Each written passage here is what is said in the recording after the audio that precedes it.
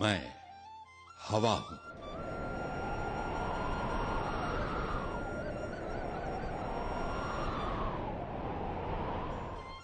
खुद को हवाओं के हवाले करके देखें, जिंदगी को पंख लग जाएंगे, खूबसूरत पंख। मुझे इसका एहसास है क्योंकि मैं अतीत से इतिहास का गवाह रहा हूं। मैं बीजों को अपनी बाहों में समेटे एक जगह से दूसरी जगह, एक देश से दूसरे देश ले लेके घुमाऊं और उन्हें अपनी नजरों के सामने जन्म लेते, पौधा बनते और फिर फूलों फलों से लदे बड़े बड़े सायादार पेड़ बनते देखा है। और खुददारी तो देखें इन बीजों की। इन्होंने जो भी जमीन से लिया उसे अपने आप को मिटाकर वापस अदा किया। इन बीजों की खुददारी देखकर आजादी पूर्व के मशहूर हिंदुस्तानी शायर इकबाल का शेर याद आ जाता है। मिटा दे अपनी हस्ती को अगर कुछ मर्तबा चाहे, कि दाना खाक में मिलकर गुले गुलजार होता है। इकबाल ने तो यह शेर काफी बाद में लिखा था, लेकिन गोरखों ने दुनिया को अपनी हस्ती मिटाकर जीने के सलीके बहुत पहले ही सिखाना शुरू कर दिए थे। कुछ इकबाल के इन्हीं बीजों जैसी दास्तां से हम आज रूबरू होंगे। जब पूरब से निकलती सूरज की किरणें नेपाल के इन ऊबड़ खाबड़ पहाड़ों के दरमियान बसे इस गोरखा राजशाही इलाके पर पड़ती है। कहते हैं 16वीं शताब्दी के संत बाबा गोरखनाथ के मानने वाले होने की वजह से यहां के लोग गोरखा कहलाए। कुछ दूसरे लोगों का कहना है कि यहां के लोग हिंदू आस्था के मुताबिक हमेशा से गौ रक्षक रहे और इसी वजह से गोरखा नाम पड़ा। दरअसल नेपाल जो आज नेपाल सा दिखता है, इसका सेहरा भी 18वीं सदी के गोरखा राजा पृथ्वी नारायण शाह के सर ही जाता है, जिन्होंने आपस में हमेशा लड़ते रहने वाली यहां की 24 रियासतों को एक किया। राजा पृथ्वी नारायण शाह की फौज गोरखा के नाम से जानी जाती थी। हम सब जानते हैं कि किसी समाज की कहानी कितनी भी अच्छी तरह क्यों ना कही जाए, दास्तां के कुछ न कुछ हसीन पहलू तो छूट ही जाते हैं। हवाओं के देवता होने के बावजूद मैं ये दावा नहीं कर सकता कि मैं हर संगे मिल, हर उस पन्ने को पेश कर सकूंगा जिसने अब तक के गोरखा इतिहास को सजाया संवारा और यादगार बनाया है। हां, मेरी कोशिश ये जरूर है कि हर उस दिलकश नजारे को पेश कर सकूं जिससे गोरखा तारीख को मुझसे कोई शिकायत न रह जाए। नेपाल को संगठित और मजबूत बनाने के बाद पृथ्वी नारायण शाह ने सिक्किम के एक बड़े हिस्से को अपनी बहादुरी का एहसास दिलाया।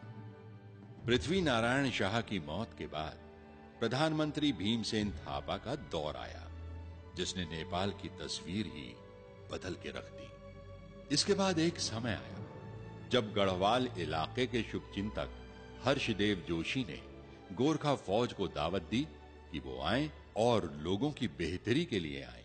हालात की नजाकत को समझते हुए गोरखा फौज ने हर्षदेव जोशी की दावत कबूल की और फिर काली नदी पार करके 1790 में कुमाऊं पे कब्जा कर लिया। इसके बाद तो जैसे गोरखा कौम पीछे मुड़ के देखना ही भूल गई। 1803 में गोरखों ने गढ़वाल पर फतेह पाई और फिर अमर सिंह थापा के नेतृत्व में देहरादून भी हासिल कर लिया। बात यही नहीं हुई। गोरखा सोच अब ठाना है तो करना है। आगे बढ़ने की हद तो ये हो गई कि हवाओं पे सवार गोरखा फौज पंजाब के पहाड़ों को कब्जा करते हुए हिमाचल पहुंच गई और सतलुज नदी पे जाके रुकी। अब हुआ वही जो होना चाहिए। कहते हैं किसी भी बहादुर कौम को उसका हक मिल ही जाता है। इन सब इलाकों पर अब गोरखों की हुकूमत हो गई। लेकिन इसी बीच ब्रिटिश ईस्ट इंडिया कंपनी, जो कि खुद पूरे हिंदुस्तान को अपना गुलाम बनाने के ख्वाब बुने हुई थी, गोरखों की बहादुरी की खबरें मिलने लगी। अंग्रेज मुगलों की हुकूमत तो लगभग खत्म कर ही चुके थे और यही वजह थी कि उन्होंने गोरखों को कबाब में हड्डी मानते हुए भारत नेपाल सीमा के भुटवाल पोस्ट पर गोरखों पर हमला कर दिया। अब हवा का रुख बदला और जंग की तस्वीर भी। देहरादून में गोरखा सेनापति बलभद्र ने देहरादून के नाला पानी के घने जंगलों में खलंगा किले का मोर्चा संभाल लिया। यहां 3 ऐसी लड़ाइयां हुई कि अंग्रेजी फौजों के चेहरों पर हवाइयां उड़ने लगी।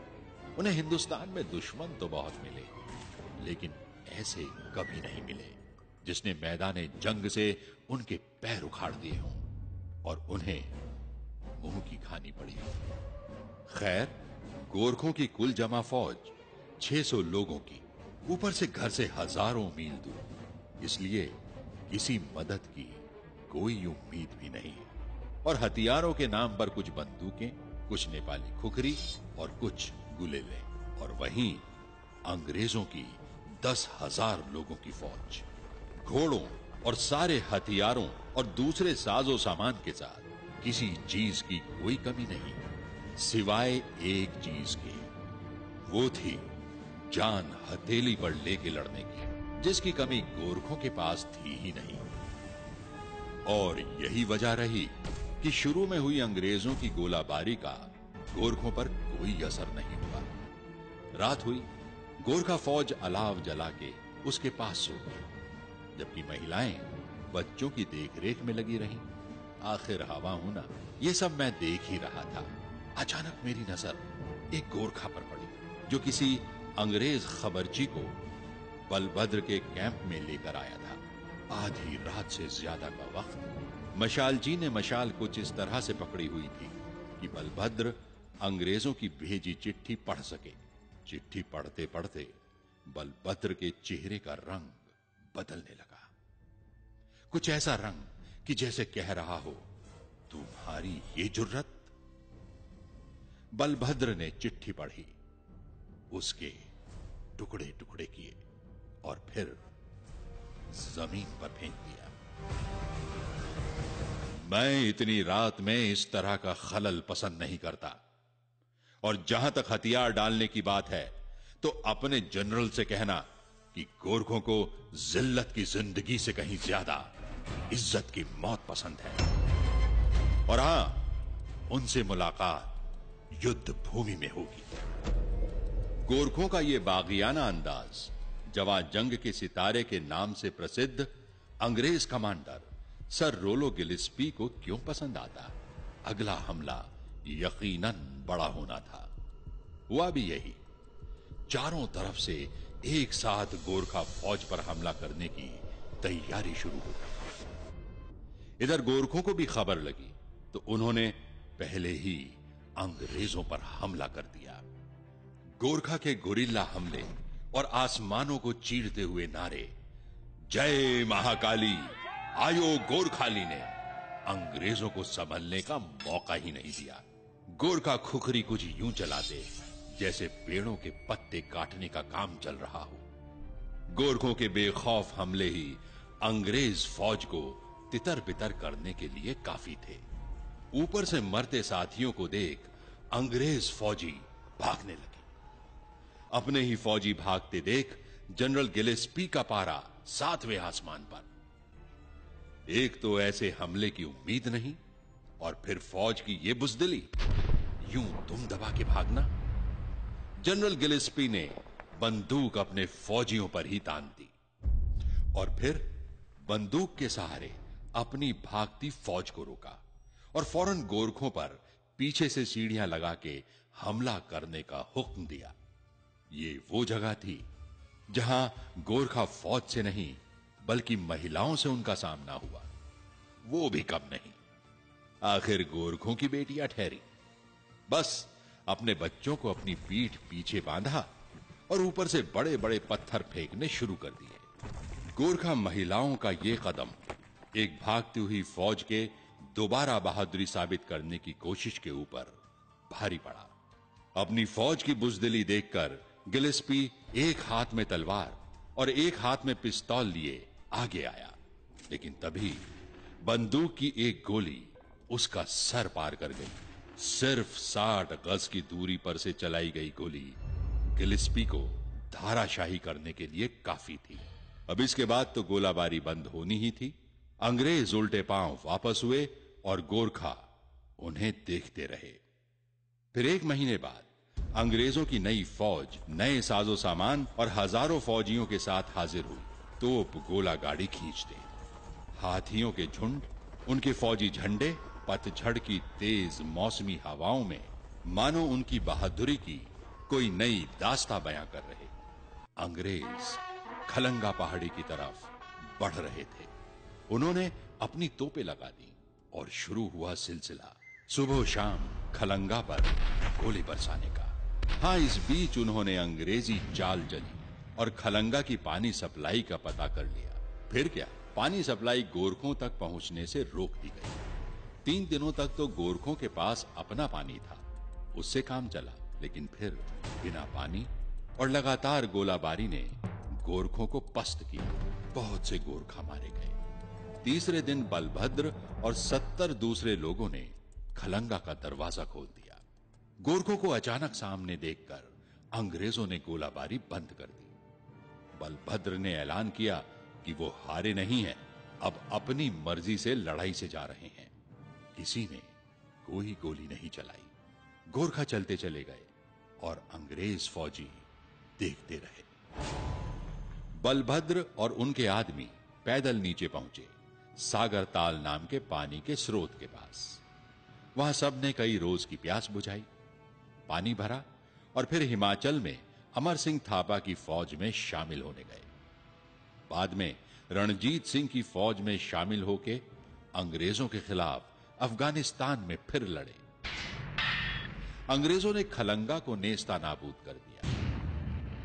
आज एक बड़ी जंग की निशानियां समेटे चट्टाने और तोप गोले से गिरे पत्थर ही गोरखों की बहादुरी की दास्तानें बयां करते हैं।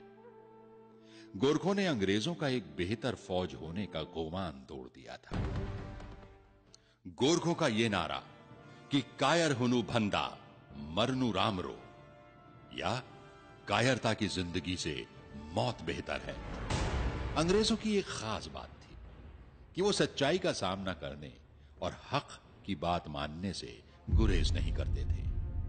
और यही वजह है उन्होंने सरेआम गोरखों की जज्बाए सरफरोशी, खुददारी और बहादुरी को कबूल किया और उसे इज्जत बख्शी।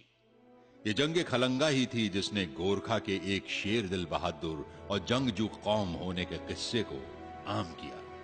और तो और गोरखों की खुखरी के अजीबो गरीब हथियार होने की दास्तानें भी सारी दुनिया में फैल गई। और आज भी पत्थरों की ये 2 स्मृति शिलाएं, एक सर रोलो गिलिस्पी और दूसरा बहादुर दुश्मन बलभद्र और उसकी फौज के नाम, इसी बात की गवाही देते हैं। और हां, यह दुनिया की अकेली स्मृति शिला है जिसे बरतानिया ने अपने दुश्मन की इज्जत और बहादुरी में बनवाया है।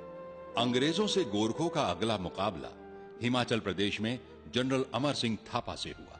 गोरखों की आखिरी घेराबंदी सबाथू के नजदीक मलाऊ में थी। यहां भी कुछ वैसा ही हुआ कि दोनों में से कोई फतह याब नहीं हुआ और गोरखों की बहादुरी का लोहा मानते हुए अंग्रेजों ने गोरखा फौज का बाइज्जत अपने बुलंद फौजी झंडों के साथ नेपाल वापस जाने का करार किया। गोरखों और अंग्रेजों के करारनामे के वक्त तक गोरखों की गढ़वाल में 12, सिक्किम में 33 और कुमाऊं में 25 की हुकूमत हो चुकी थी। गोरखा रियासत सतलुज से तिस्ता तक फैली हुई थी। सगौली करारनामे के बाद गोरखों के जीते हुए 105,000 किलोमीटर के हर इंच का हकदार अंग्रेजों को बनाया गया। और तो और गोरखों की बहादुरी की इससे बड़ी सनद क्या होगी कि अंग्रेजों ने उनको अपनी गोरखा बटालियन में शामिल करना शुरू कर दिया। और अंग्रेजों के गोरखों पर भरोसे का आलम यह था कि पहले विश्व युद्ध के वक्त गोरखा रेजिमेंट ने